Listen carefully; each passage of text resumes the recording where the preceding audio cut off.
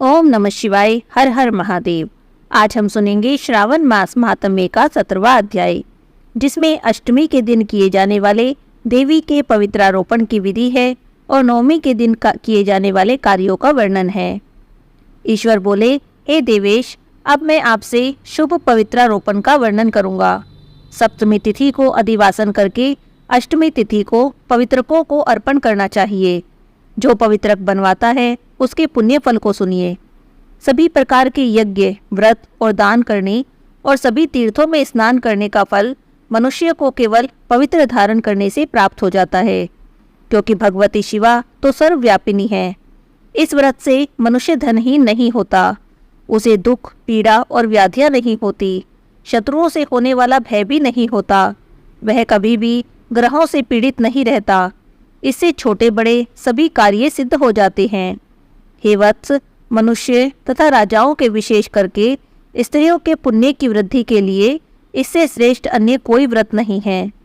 हे तात, सौभाग्य प्रदान करने वाले, इस व्रत को मैंने आपके प्रति स्नेह के कारण बताया है। हे ब्रह्मापुत्र, श्रावण मास के शुक्ल पक्ष की सप्तमी को अधिवासन करके देवी के प्रति उत्तम भक्ति से संपन्न वह मनुष्य सभी सामग्रियों से युक्त होकर पूजा द्रव्यों, गंध, पुष्प, फल आदि अनेक प्रकार के नैवेद्य और वस्त्राभरण आदि संपादित करके इनकी शुद्धि करे। इसके बाद पंचगव्य का प्राशन कराए, चरु से दिग्बली प्रदान करे और अधिवासन करे। उसके बाद वस्त्रों और पत्रों से इस पवित्रक को आच्छादित करे। पुनः देवी के उस मूल मंत्र से उसे 100 बार अभिमंत्रित करके सर्व शोभा समन्वित उस पवित्रक को देवी के समक्ष स्थापित करे और उसके बाद देवी का मंडप बनाकर रात्रि में जागरण करे। नट, नर्तक और वारांगनाओं के अनेक विध कुशल समूहों और गाने बजाने और नाचने की कला में प्रवीण लोगों को देवी के समक्ष स्थापित करे। उसके बाद प्रातःकाल विधि से स्नान करके पुनः बलि प्रदान करे। विधिवत देवी की पूजा करके स्त्रियों तथा द्विजों को भोजन कराए। पहले देवी को पवित्रक अर्पण करे और अंत में दक्षिणा प्रदान करे। अपने सामर्थ्य के अनुसार कार्य सिद्धि कराने वाले उस नियम को धारण करे। राजा को प्रयत्न पूर्वक स्त्री के प्रति आसक्ति, जुआ, आखेट, मांस आदि का परित्याग कर देना चाहिए। ब्राह्मणों और आचार्यों को स्वाध्याय का, वैश्यों को खेती के कार्य का और व्यवसाय नहीं करना चाहिए। 7, 5, 3, 1 अथवा आधा दिन ही त्याग पूर्वक रहना चाहिए। देवी के कार्यों में निरंतर अपने मन में आसक्ति बनाए रखनी चाहिए। हे मुनिसतम, जो बुद्धिमान व्यक्ति विधान पूर्वक पवित्रारोपण नहीं करता है उसकी सारे साल की पूजा व्यर्थ हो जाती है। अतः मनुष्य को चाहिए कि देवी परायण और भक्ति से संपन्न होकर प्रत्येक वर्ष शुभ पवित्रारोपण अवश्य ही करे। कर्क और सिंह राशि में सूर्य के प्रवेश करने पर शुक्ल पक्ष की अष्टमी तिथि को देवी को पवित्रक अर्पित करना चाहिए। हे सनत कुमार जी, इसके ना करने में दोष होता है, इसे नित्य करना बताया गया है। सनत कुमार जी बोले, हे देवों के देव, हे महादेव, आपने जिस पवित्रक का कथन किया है वह कैसे बनाया जाए उसकी भी संपूर्ण विधि बताइए। ईश्वर बोले, हे सनत कुमार, स्वर्ण, ताम्र, चांदी, रेशमी वस्त्र से निकाले गए कुश, काश के अथवा ब्राह्मणी के द्वारा काटे गए कपास के सूत को तिगुना करके फिर उसका तिगुना करके पवित्रक बनाना चाहिए। उनमें से 308 तारों का पवित्रक उत्तम, 270 तारों का पवित्रक मध्यम माना गया है। 180 तारों वाले पवित्रक को कनिष्ठ जानना चाहिए।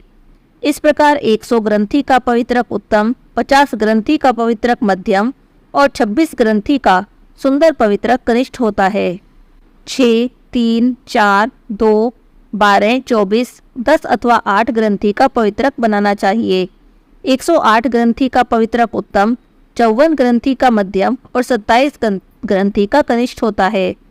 प्रतिमा के घुटने तक का लंबा पवित्रक उत्तम, जंघा तक का मध्यम और नाभि तक का पवित्रक अधम कहा जाता है। पवित्रक की सभी शुभ ग्रंथियों को कुमकुम से रख देना चाहिए। इसके बाद अपने समक्ष शुभ सर्वत्रोभद्र मंडल पर देवी का पूजन करके कलश के ऊपर बांस के पात्र में पवित्रकों को रखें। 3 तार वाले पवित्रक में ब्रह्मा, विष्णु और शिव का आह्वान करके स्थापित करें। अब इसके बाद का सुनिए।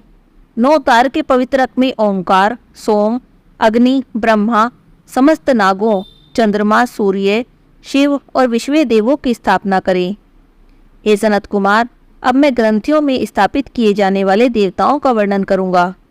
क्रिया, पौरुषी, वीरा, विजया, अपराजिता, मनोन्मणि, जाया, भद्रा, मुक्ति और ईशा ये देवियां हैं। इनके नामों के पूर्व में प्रणव और अंत में नमः लगाकर ग्रंथि की संख्या के अनुसार आह्वान करके चंदन आदि से इनकी पूजा करनी चाहिए। इसके बाद प्रणव से अभिमंत्रित करके देवी को धूप अर्पित करना चाहिए। ये सनत कुमार, ये मैंने आपसे देवी के इस शुभ पवित्रारोपण का वर्णन कर दिया। इस प्रकार अन्य देवताओं का भी पवित्रारोपण प्रतिपदा आदि तिथियों में करना चाहिए। मैं उन देवताओं को आपको बताता हूँ। कुबेर, लक्ष्मी, गौरी, गणेश, चंद्रमा, बृहस्पति, सूर्य, चंडिका, अम्बा, वासुकी, ऋषिगण, चक्रपाणि, अनंत, शिवजी, ब्रह्मा और पितृ, इन देवताओं की पूजा प्रतिपदा आदि तिथियों में करनी चाहिए। यह मुख्य देवता का पवित्रारोपण है। उनके अंग देवता का पवित्रक 3 सूत्र का होना चाहिए। ईश्वर बोले, हे विपेंद्र, अब मैं श्रावण मास के दोनों पक्षों की 9वीं तिथि में किए जाने वाले कार्यों को कहता हूँ। इस दिन कुमारी नामक दुर्गा की यथाविधि पूजा करनी चाहिए। दोनों पक्षों की 9वीं के दिन नक्त व्रत करें। उसमें दुग्ध और मधु का आहार ग्रहण करें या उपवास करें।